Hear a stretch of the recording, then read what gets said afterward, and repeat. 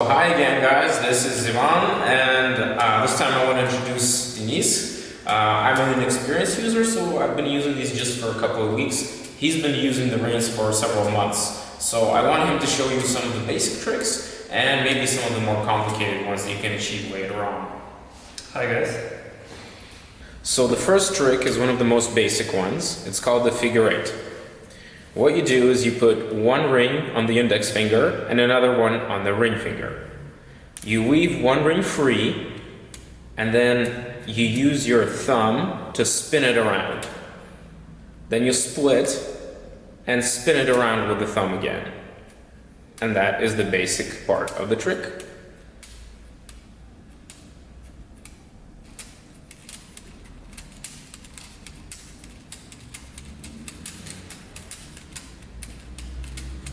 So the next trick is called the Planetary Orbit.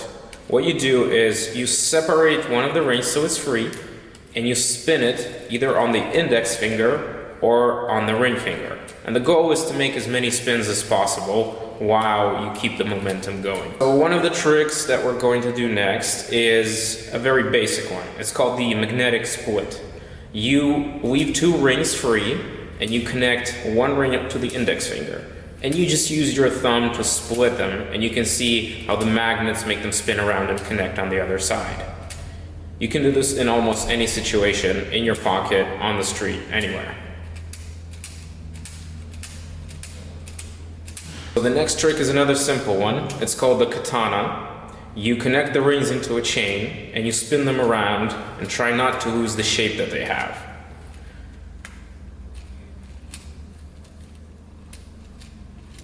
Another simple trick that we do, and you can do this in your pocket, and it's aptly named after that, is the pocket twist. You can walk around the city and just do this very satisfying magnetic spin and use this essentially as a fidget or to relieve stress or to think about things. Very, very simple, very satisfying.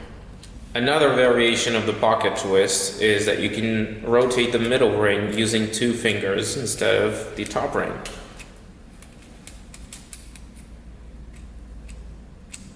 The next trick is one of the most complicated ones. It's called the axis blade. And this trick is very difficult because it requires you to use momentum and use your wrist and your entire hand. What you do is you disconnect two rings and you try to whirl them around without having them connect as many times as you can, as many times as possible. The difficulty of this trick is because you have to use your entire wrist and hand for the momentum.